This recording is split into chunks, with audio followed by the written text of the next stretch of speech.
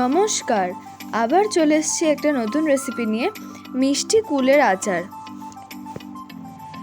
এই মিষ্টি কুলের আচার কিন্তু এমন একটা রেসিপি যেটা কিন্তু আপনারা সারা বছর খেতে পারবেন যদি যে কোনো একটি কন্টেনারে আপনারা প্রিজার্ভ করে রেখে দেন। এবং এই আচারটা কিন্তু বেশ সুস্বাদু হয় এবং যে কোনো কিছুর সাথে বা শুধু শুধু চাইলেও আপনারা খেয়ে নিতে পারেন। তো চলুন দেখে নেওয়া যাক কীভাবে করতে হয়। দেখুন, আমার এখানে পাকা কুল নিয়ে নিয়েছি। এবারে কুলগুলোকে আমরা সেদ্ধ করে নিয়েছি। সেদ্ধ করে নেওয়ার পরে আমরা এই কুলগুলো থেকে এই দানাগুলোকে আস্তে আস্তে যে কটা হবে আমরা হাত দিয়ে ছাড়িয়ে নেব। এরপরে একটা কড়াইয়ে আমরা নিয়ে নিলাম পরিমাণ মতো গুড়। আমি কিন্তু এখানে আখের গুড় ব্যবহার করেছি। এবারে আমাদের আচারটা যতটা পরিমাণে হবে আর আমাদের যেরকম মিষ্টি চাই সেই অনুযায়ী আমরা কিন্তু গুড়টা দিয়ে দেব। দিয়ে দেওয়ার পরে তারপরে গ্যাসের ফ্লেমটাকে একদম লো করে রাখবো। তারপরে আস্তে আস্তে এরকম খুন্তি দিয়ে আখের গুড়টাকে বেশ ভালো করে আমরা এরকম বয়েল করতে থাকবো। যতক্ষণ না দেখুন এরকম ফুটে উঠছে ততক্ষণ কিন্তু আমাদের গ্যাসের ফ্লেমটা একদম লোতে করে রাখতে হবে। এবার দেখুন যেই একটু ফুটে এসেছে সেই সময় আমরা এই সেদ্ধ করে রাখা পাকা কুলগুলো, যেগুলো আমরা দানাগুলো ছাড়িয়ে রেখেছিলাম, সেইগুলো আমরা এটার মধ্যে দিয়ে দিলাম।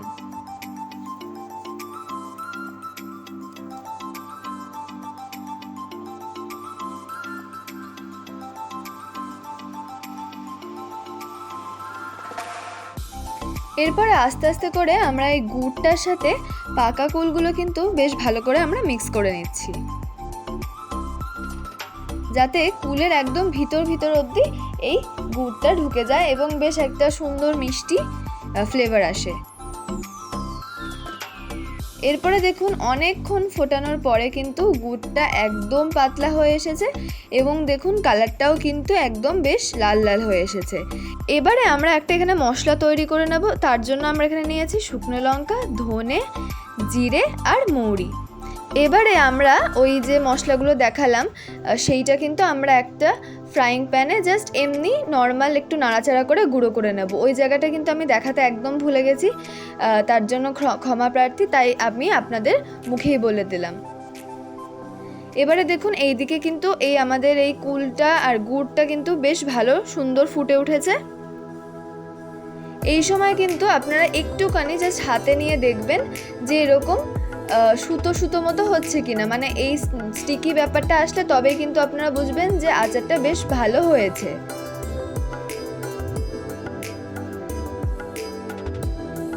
এরপরে আমাদের দেখুন প্রায় আচারটা কিন্তু হয়ে এসেছে। ঠিক এই সময় আমাদের গ্যাসটাকে বন্ধ করে দিয়ে আমরা ওপর দিয়ে আমরা যে মশলাটা তৈরি করেছিলাম সেই মশলাটা আমরা ওপর দিয়ে দিচ্ছি। মশলাটা কিন্তু একদম গুঁড়ো করবেন না, মানে একদম মিহি করবেন না, একটু বেশ দানা দানা থাকলে কিন্তু বেশ ভালো লাগে, তাই জন্য বেশি মিহি কিন্তু আমরা করিনি মশলাটা। এবারে ভালো করে মশলাটার সাথে আমরা পুরো আচারটাকে মিক্স করে নিচ্ছি। দেখুন কি সুন্দর একটা কালার চলে এসছে এবং দেখতেও কিন্তু বেশ টেস্টি লাগছে। এরপরে আমরা পুরো মশলাটা মিক্স করে দেওয়ার পরে আমরা ওপর দিয়ে জাস্ট একটুখানি আবার একটু মশলা ছড়িয়ে দিলাম।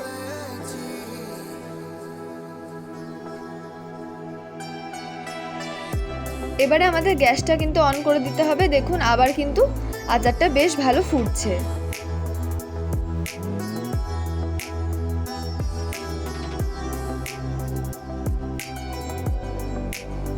লাস্টে কিন্তু নামানোর আগে আরেকবার দেখে নেব যে এরকম একটা স্টিকি ব্যাপার এসেছে নাকি না। আমাদের কিন্তু আচারটা একদম রেডি হয়ে গেছে। তো এটাকে কিন্তু আপনারা যে কোনো গ্লাস কন্টেনারে প্রিজার্ভ করে রাখতে পারেন। তো আমাদের এই রেসিপিটা কেমন লাগলো আমাকে অবশ্যই লিখে জানাবেন। এরকম আরও রেসিপি পেতে সাবস্ক্রাইব করে দেবেন। নমস্কার, দেখা হচ্ছে পরের ভিডিও।